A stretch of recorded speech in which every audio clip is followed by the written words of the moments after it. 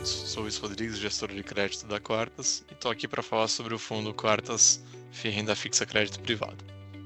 O fundo fechou o mês aí de outubro com uma performance de 0,92%, equivalente a 99% do CDI, acumulando no ano uma alta de 10,23%, equivalente a 113,8% do CDI. Então, bom, como a gente pode observar, né, o mês de outubro apresentou uma performance aí abaixo do esperado, né, para o fundo aí nas expectativas de médio prazo.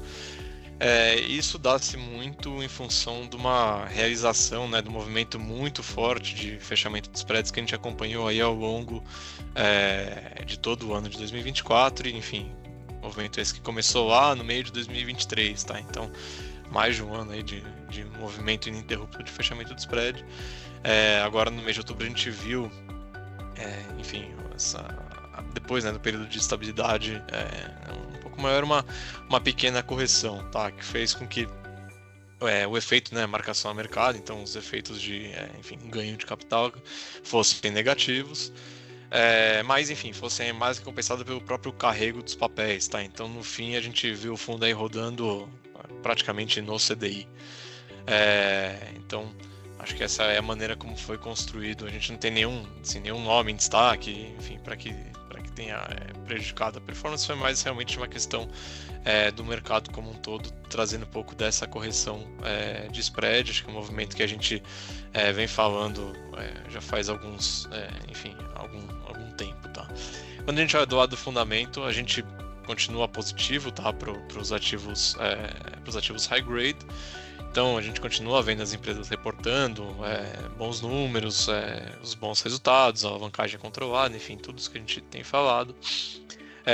Mas aqui acho que a gente já vem alertando isso, mas segue cabendo atenção aí para aquelas empresas e setores que estão mais alavancados, aí, principalmente quando a gente coloca em contexto o ciclo de aumento de juros que a gente está observando aqui no mercado brasileiro, tá? Então esse ciclo deve voltar a pressionar essas empresas um pouco mais alavancadas no serviço financeiro delas. Então acho que cabe bastante atenção aqui a esses setores e a essas empresas. Mas de maneira geral, né, no mundo high grade, o fundamento segue aí de maneira bem positiva, tá? Enfim, acho que até o próprio crescimento econômico que continua surpreendendo positivamente, trimestre a trimestre, ele segue mantendo aí, o bom resultado das empresas. Quando a gente vai olhar para valuation, aqui segue, né, o cenário que a gente tem dito. Então, se a gente olhar a taxa média que a gente tem observado hoje das debêntures, ela é muito próxima ao que foi o ano de 2022, só que com uma diferença que hoje a dispersão é muito maior. Então você tem muitos papéis aí pagando um prêmio muito próximo ao nível lá de 2019 e alguns papéis pagando um prêmio mais elevado. E a gente entende que esses papéis aí pagando um prêmio lá de 2019, eles estão um pouco exagerados. A gente entende que uma correção, como a gente observou agora em outubro, uma correção bem marginal e pontual pode acontecer aí nos próximos meses, fazendo com que o mercado volte para uma normalidade. Então isso deixa aí, só que ao passo que a gente tem alguns papéis com um prêmio muito bom ainda. Então, quando a gente soma tudo isso, a gente entende que o valuation aí está num território negativo para o neutro, tá?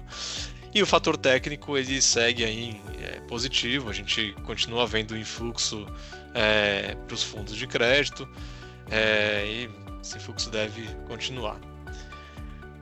Detalhando um pouco mais o mês de outubro, a gente vê o mercado primário, né, mantendo a sua atividade. Então é um mercado que não está tão pujante assim, mas ele está mais forte, muito mais forte do que era ano passado. E é um mercado que ele segue pressionado, segue bastante demandado, mas a gente já começa a ver uma exaustão. Então a gente já começa a ver uma outra emissão que pode acabar sobrando em banco. Então o mercado começa a mostrar um pouco essa correção e essa exaustão de prêmio, que a gente entende como bastante saudável, tá? A gente entende que esses patamares de spread muito baixos, eles não fazem sentido. Então o que a gente tem feito aqui é evitar dessas emissões. Então focado aí nos papéis que a gente entende com um melhor risco-retorno. E assim, uma coisa que a gente vem já fazendo há alguns meses focar mais, né, ter mais alocações aí nos FDICs, que a gente entende que tem um bom risco-retorno, e por ter um técnico mais leve, eles continuam com um prêmio bastante interessante. Então eles não fecharam tanto spread quanto as emissões corporativas, porque eles não têm tanta essa pressão de captação que a gente vê muito concentrada aí nos grandes fundos, nos fundos dos grandes bancos. Então tem sido uma boa alternativa aqui de alocação. Claro, FDIC tem que ser bastante criterioso, a gente é bastante criterioso aqui, mas FDICs de estruturas muito boas, eles têm risco de crédito muito baixo, são muito bem blindados e podem trazer aí um bom retorno.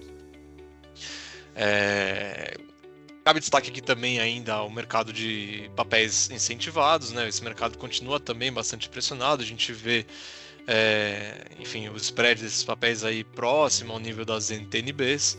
A gente vê também algumas emissões que tentam ser mais agressivas, com prêmio próximo a B ou eventualmente até abaixo da B. Essas emissões não tiveram tanto sucesso de colocação, então também mostra um pouco da exaustão desse movimento. Aqui cabe mais um comentário, que é o fato de que o nível alto das NTNBs também ajuda a manter esse spread mais baixo, né? Porque quando a gente compõe o yield do papel de emissão, ele fica em patamar bastante interessante, mesmo que com um spread de crédito um pouco mais baixo. E aí, pensando prospectivamente, assim, 2024 tem tudo aí para fechar como um ano bastante positivo, faltam só 2 meses no ano, e enfim, não vemos nenhuma grande surpresa para o fechamento do ano. Então 2024 tende a se consolidar aí como um ano de boa performance para os fundos de crédito, com uma volatilidade reduzida. E imaginando aí para os próximos períodos, a gente entende como essa volatilidade continuando reduzida e, enfim, eventualmente a gente pode ter um movimento de correção aí para frente, mas a maneira como a gente se protege disso aumentando as alocações aí nos FDICs, tendo prazos mais curtos de emissão, tendo um pouco mais de caixa para que a gente consiga aí fazer a gestão bem feita durante esse cenário, mas prospectivamente a gente continua bastante positivo aqui para a estratégia, tá?